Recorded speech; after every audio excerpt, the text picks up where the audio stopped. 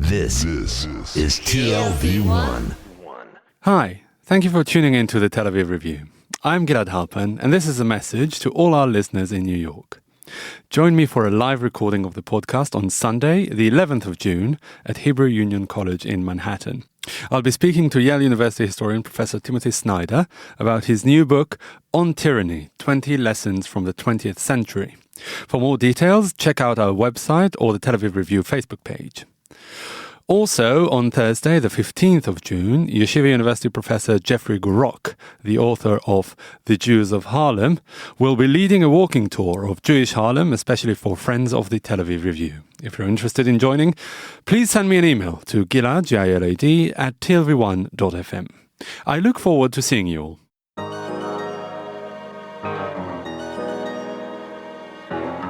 The Tel Aviv Review.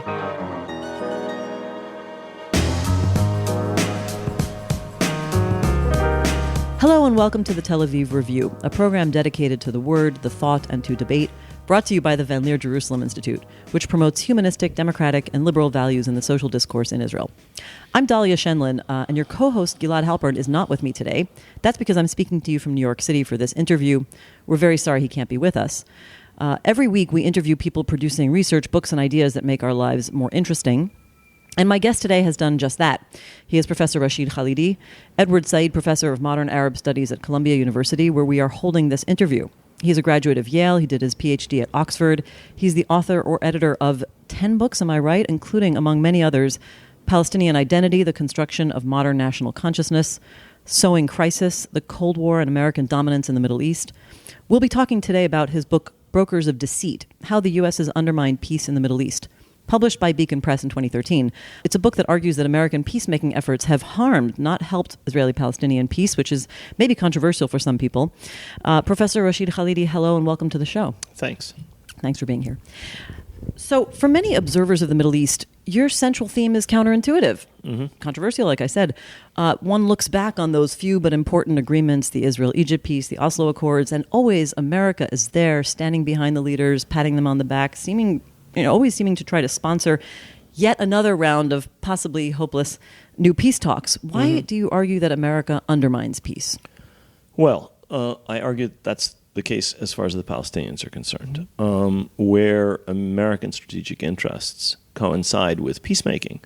The United States has engaged in that. For example, Camp David. The Egyptian-Israeli peace treaty would never have been negotiated but for unceasing American pressure, primarily on Israel.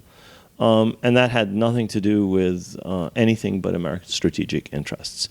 Just as Kissinger forced Israel's withdrawals in 73 and 75 in the disengagement agreements, so Carter and Vance forced Israel to make the compromises that made Camp David possible. But those were compromises which were in the American national interest. They helped the United States win the Cold War in the Middle East. They helped the United States bring the most important Arab state over to the American camp from the Soviet camp. They helped end the possibility of a major Arab-Israeli war by neutralizing Egypt. So these were American strategic imperatives that overrode all the objections of all the Israeli governments of that period. Right. So the United States has actually worked for peace. They did the same as between Israel and Jordan. However, when it comes to the Palestinians, there is no perceived strategic interest. And as a result, Kissinger completely ignored the Palestinians for the entire period when he ran the process. And subsequent American presidents, Carter, Reagan, and so on, right up to, I would argue, the last incumbent, President Obama, have not really been willing or able to do anything like the same thing vis-a-vis the Palestinians. In fact, I would argue they have made peace much more difficult by not just their efforts or lack of efforts insofar as peacemaking is concerned, but by their underwriting, military, financial, and otherwise, and diplomatic, of the settlement and colonization enterprise, by their arming of Israel and its suppression of the Palestinians, by their basically writing Israel a blank check for behavior that has made any just, lasting, sustainable resolution impossible. But I want to talk about this issue of the strategic interests. And in your book, you analyze two main factors where you talk about, first of all, the Cold War strategy, right, up until the end of the Cold War. And then you also talk about the domestic constituencies that American presidents are facing. Well, the Cold War has been over for a long time now. More than 25 years. Right, more than 25 years. So is it really just that, essentially just that there's these domestic constituencies, interest groups, lobby groups, different, various ones, right, from the evangelicals to the, to lobbies like Jewish lobby like AIPAC. Is that the single remaining reason why this is such an American strategic interest to be on Israel's side or act as Israel's lawyer, as you've put it, or not just you, Aaron David Miller? I think we're beyond lobbies at this stage. I see the two systems as almost meshed, integrated. Israeli politicians and American politicians get funding from the same people. The Haim Sabans of this world, the Ron Loaders of this world, the Sheldon Adelsons of this world. These are American political figures who are also Israeli political figures. The degree to which high tech, the degree to which defense, the degree to which almost every really important advanced sector of the American economy and of the Israeli economy are integrated at the highest level. Motorola, Intel, Raytheon. You could go on and on and on and on. The anti-missile missiles that are manufactured in Israel, are they American or are they Israeli? The missiles that are being exported to the Gulf, well, it's Raytheon. It's an American corporation. Some of it is Israeli design, some of it is Israeli manufacture, and that's just an example of how what we're talking about now. When politicians say no daylight between the United States and Israel. The United States and Israel are almost entirely on the same page. Nikki Haley spends all her time in the United States browbeating other countries and the Secretary General on behalf of Israel. This is not an alliance. This is more, you're saying, closer. symbiotic. It's much closer. I mean, I really see the systems as, to a certain measure, integrated. So we're beyond just the lobby, and we're beyond strategic interests, because quite frequently what Israel is doing is clearly not in the American strategic interest. Well, that's what I was going to say. I mean, if they're so symbiotic and intertwined, many people think that peace between Israelis and Palestinians would be in Israel's interest. And maybe Israel can't see that because it's so close. But America, just being a tiny step removed, couldn't America see that it's in both countries' strategic interest? Except for the other factor that I talk about in the book, which is the Gulf countries. A much more important relationship for the United States in the Middle East than its relationship with Israel or Zionism before 1948 is its relationship with Saudi Arabia.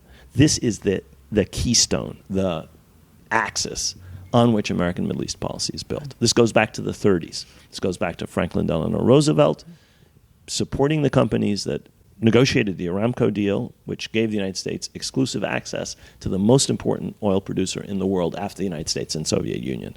This is something that has been absolutely central to everything the United States has done in the Middle East, in the Cold War and since the Cold War. It explains a lot of things like American blindness to the nefarious impact of Wahhabism, to the fact that much of the jihadi terrorism, which has struck the United States, derives from the bigotry and narrowness and incredibly focused hostility towards any kind of tolerant vision that comes out of Wahhabism. They pay no attention to that because of the importance of this strategic relationship. Why do I mention this? Because these people have no problem with Israel.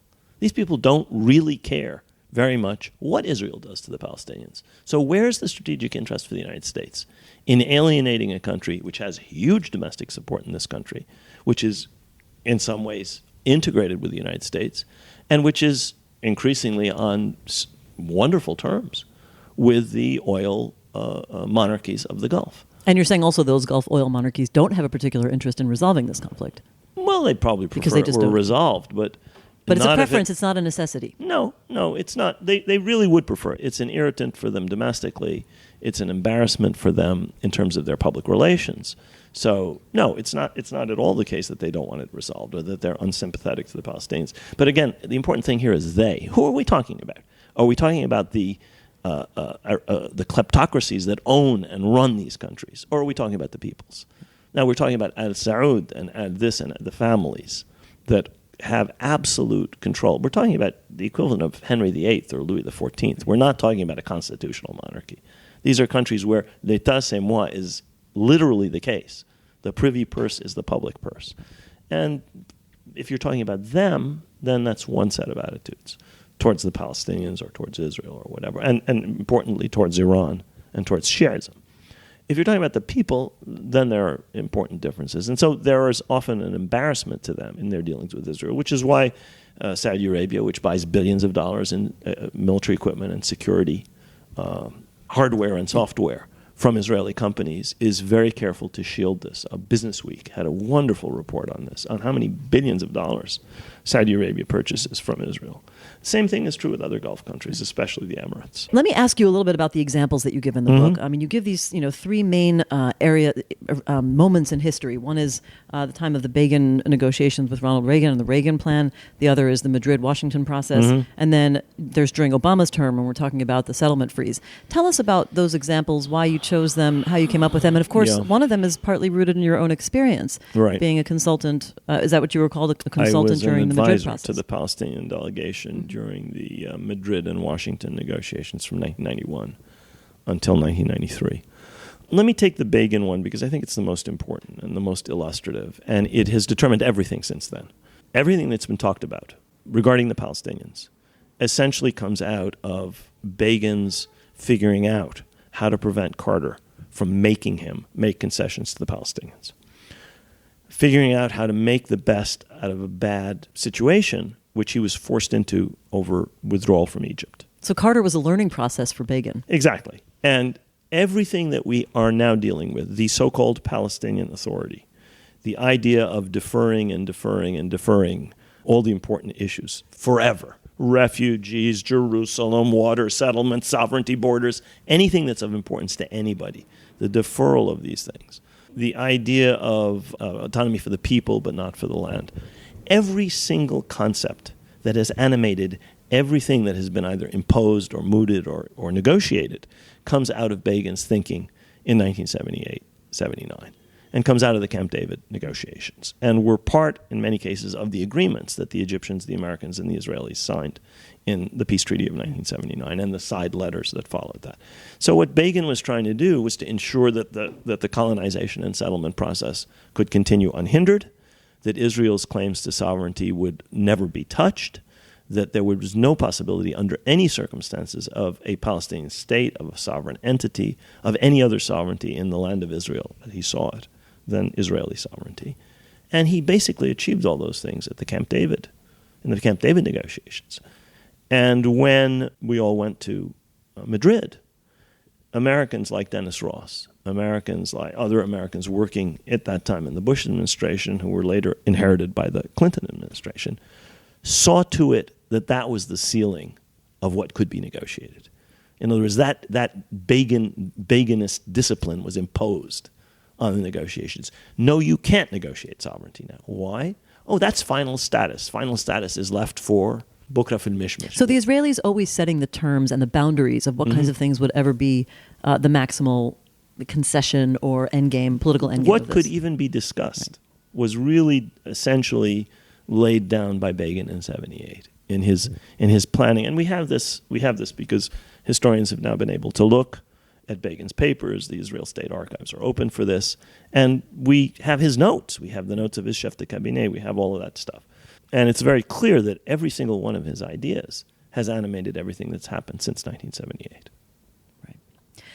Why do you think it's in certain moments it almost feels like American presidents and policymakers are even a little bit pushed around when they would have wanted to go further, but they somehow seem to always be giving in to the Israeli perspective? Is that how you see it? On Palestine, yes, that is how I see it. That's not true with anything else.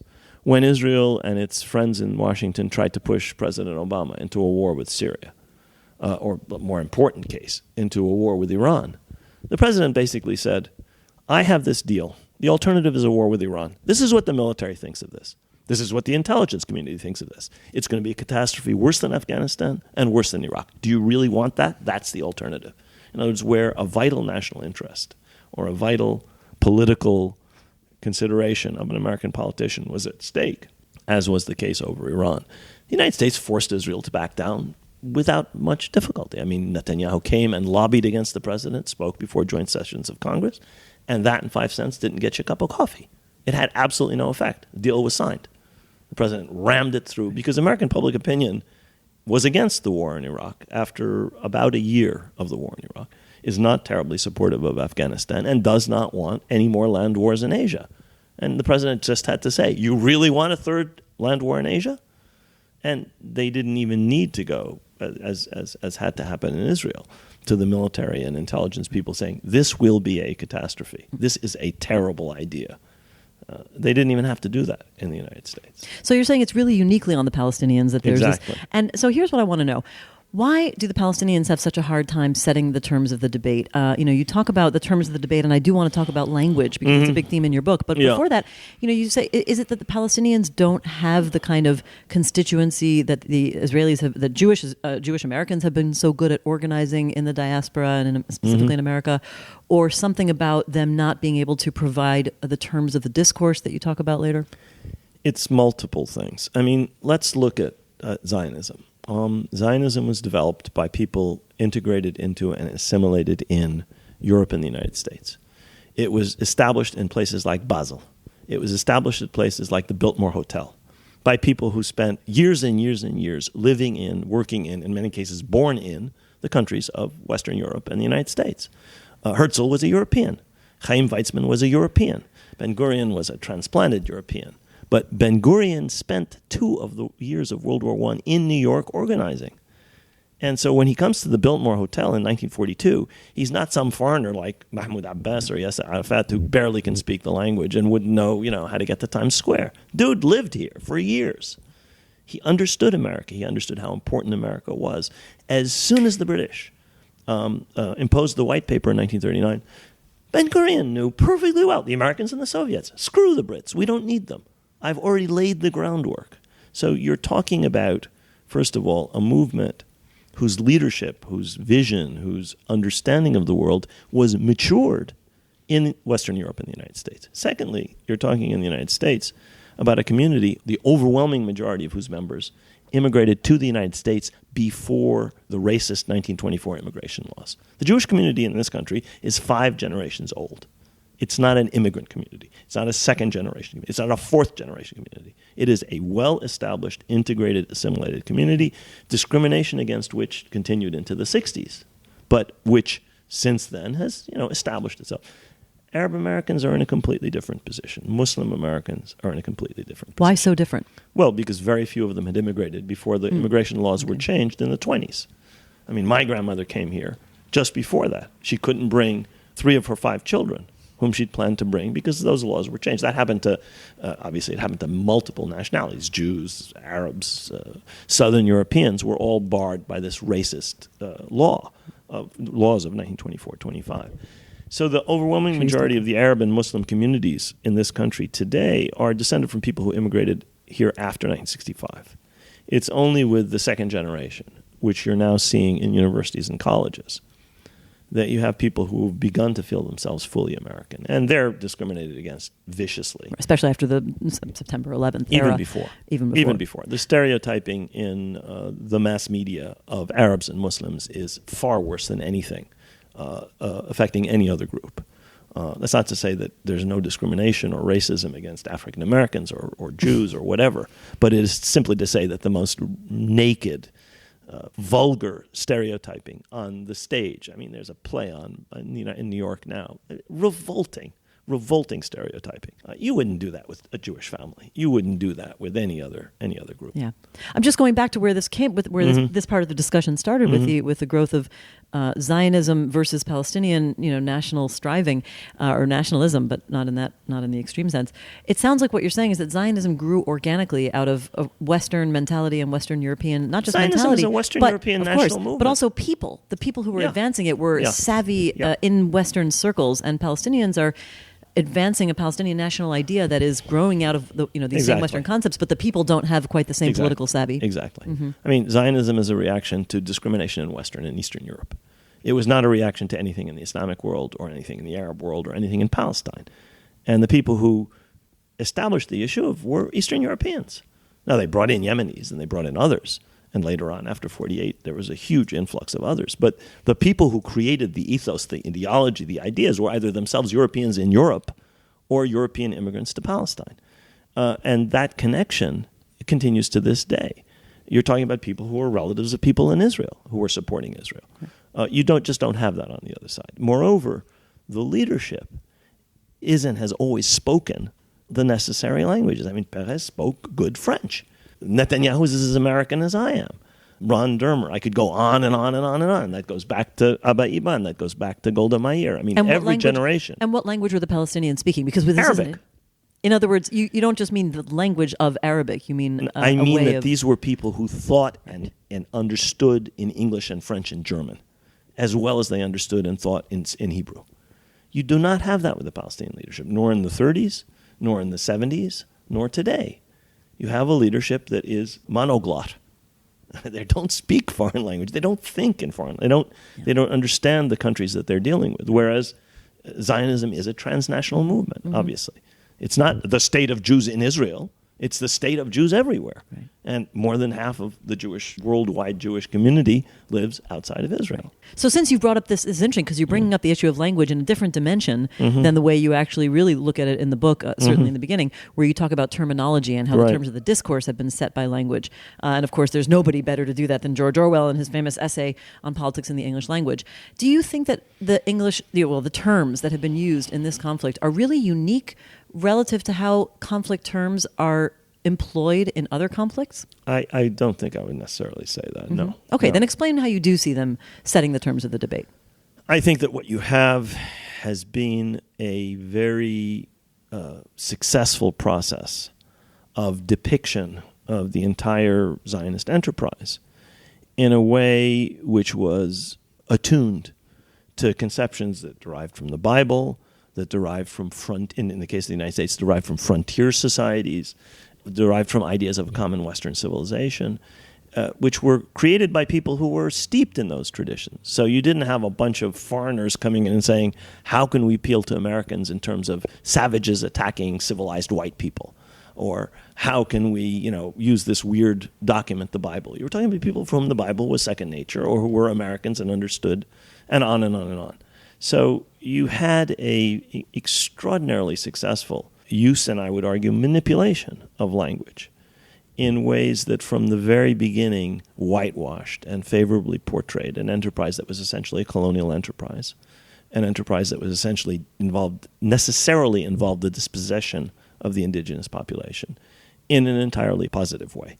That then coincided with the Holocaust. I mean, if you take the rise to power of the Nazis and the Holocaust out of the equation, you have Zionism, because you have anti-Semitism long before Hitler was born, or before World War II.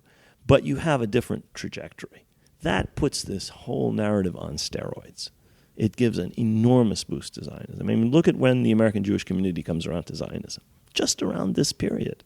Until then, the New York Times is a ferocious opponent of Zionism. Not just the New York Times, but the American Jewish community, as you started to point out. Yeah. Precisely. So they're not the same thing. No, I understand that, but I take that as a representative of sort of high German Jewish American, a sort of aristocracy of that group within the American Jewish community. So I think that there's an enormous linguistic component, if you want, to this. It's one of the greatest successes of public relations and advertising in modern history, in my view. I mean, you're selling the unsellable. You're selling dispossession. You're selling colonization. You're selling replacing the names, the symbols, the physical, manifestations of an entire culture with another as an entirely positive process. Now, that's really easy to do in a settler colonial society like the United States or Australia or Canada or New Zealand. But they were successful everywhere. I mean, it was a remarkably successful endeavor. But isn't it the case that it's not just the selling of the unsellable in the sense that you're talking about the dispossession, but also partly the selling of a narrative that did seem very intuitive at the time, certainly because of the history that developed while Zionism was also developing? You had the Holocaust, which was an incontrovertible fact. You had European anti-Semitism, which was an incontrovertible fact. You had the connection to the Bible. You had the longing for Zion. I mean, these are not things that anybody had to make up. Those were realities. Right. So they're just but you pieces. Weave those into turning a modern national movement, which is coming out of Europe, into a age-old connection to a land which completely effaces the connection of the overwhelming majority of the population of that land. Now, that's remarkable. Right. That's remarkable. Well, let me ask you, I mean, I'm sure you've taken some criticism of this book and other works of yours. What have been the reactions from this book from particularly the pro-Israel community, right-wing opponents? I mean, do they see this as saying basically Israel's just, out to dispossess the Palestinians forever? You just want to prove that Israel's existence is a bad thing? You're talking about Brokers of Deceit. Yes. Well, or I can talk in general, too. I haven't actually gotten that reaction to Brokers of Deceit. I think that, in fact, that book probably didn't provoke a huge reaction because I think most of what's in it is very hard to argue with. I think that Palestinian Identity, a much earlier book, which argued a very different set of theses, has gotten much more pushback. If you go online and look at some of the ridiculous comments on Amazon, the Palestinians never existed, this is a fable, this is a whatever. So the old, they never existed narrative is still out there. Right.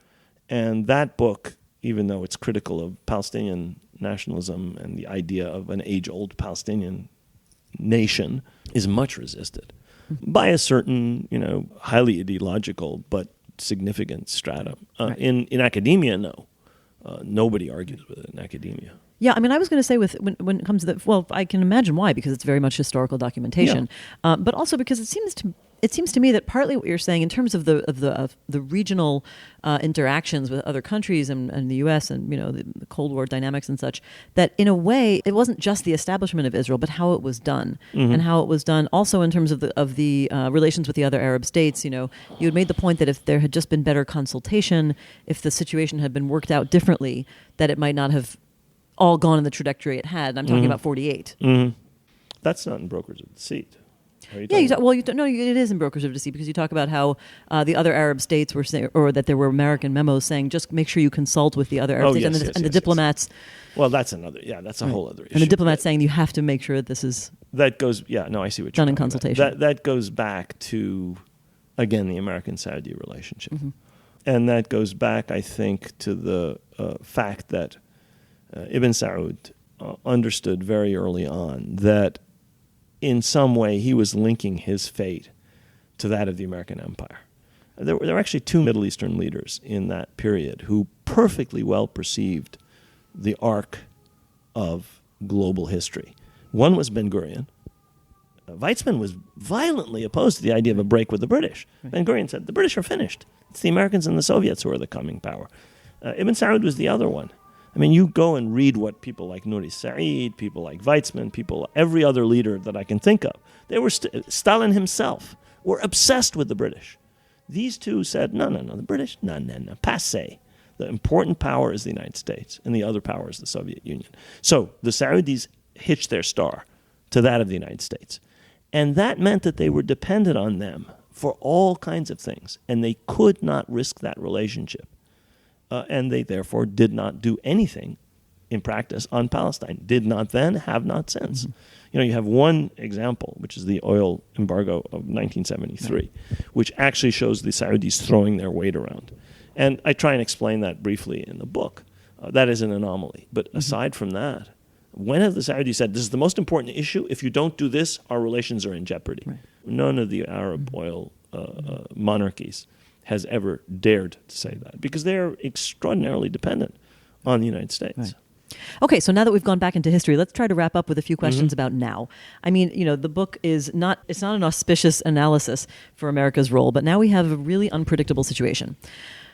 What do you think the prospects are of America taking on a different role? Trump is a wild card, a blank canvas, and maybe he's even a broken clock who could just be right at some point. Do you subscribe to that potential, or do you think it's completely impossible? I mean, I think in terms of longer time frames than this administration, I think that there's a negative dynamic at work that Trump actually characterizes, which is a dynamic of essentially seeing things entirely through the prism of Israel's concerns and Israel's definitions. Terrorism is a definition. Refusal of Jewish statehood is a definition. Everything is defined in language that is manufactured in Jerusalem and Tel Aviv. So American politicians and the American media operate through those prisms. That's not going to change in the short term. So whatever he says, whatever he does, whether it's Jason Greenblatt or whether it's Kushner or whether it's Tillerson, or whether it's someone else who does the diplomacy, or whether it's the president himself, I don't see those overall dynamics changing, nor George H.W. Bush, who tried to do something slightly different, nor President Carter, who tried to do something slightly different, nor Obama, who tried to do something slightly different, was able to take that train off its tracks. They had absolutely no effect in the long term. If you look at it today, what changed? As far as, colonization continues. American money continues. American arms to suppress the Palestinians continue. American diplomatic support continues. Administration after. So that's the one dynamic. Trump's not going to change that. He wants to make a deal. Well, he may try and make a deal by forcing further concessions out of the Palestinians. It won't be a sustainable deal, even if he, quote unquote, succeeds. What's the other dynamic? The other dynamic is that there is a noticeable change in this country in discourse, in understanding, in a sense of what's really happening in Palestine, Israel. This is mainly among young people. It's mainly in the Jewish community, Arab American community, Muslim American community, the justice community, the racial equality community, the people who are interested in things like immigration. So it's on the left end of the political spectrum, or whatever, and it's on the youthful end of the age pyramid. But if you look carefully at those groups, if you look at the base of the Democratic Party, if you look at liberal American Jewish groups, and I don't mean by this radical or not Jewish Voice for Peace. I'm talking about you name it on that end of the spectrum. Reform Judaism generally. You have a set of concerns and a set of debates and a degree of criticism that is unprecedented. And that's even begun to affect some of the slightly less timid politicians and slightly less timid mainstream media outlets. Part of this is a result of social media. Part of it is a result that young people are not stupid and they are able to find out stuff by themselves. Part of it is because people go there and they go off the path laid out for them on the magical mystery tour on which they're systematically lied to about everything. And they actually go to Hebron and they say, oh my God, I've never seen anything like this. Or they go wherever it may be and they understand, or they talk to refuseniks, or whatever they do. I think that's the mystery, because when they go on those trips, it's not supposed to be a mystery. Yeah. It's basically supposed to be the path laid out for them, I think. Exactly. And then you have another interesting point, and this will have to be our last question. I know you have to go. Your book also talks about the role of the Arab states, and at a certain point you say, when and if fundamental and lasting democratization takes place in the key Arab states, then you say there will necessarily ensue a day of reckoning for U.S. policy on Israel and Palestine. But that was in 2013. Maybe you were influenced by the hopes of the Arab Spring. Do you see any change in the Middle East that can Well, things have gotten much worse direction? since 2013, obviously, and I'm not sure how much optimism I had even then. But, I mean, again, this is a long-term thing. The power of reaction in the Arab world is monumental.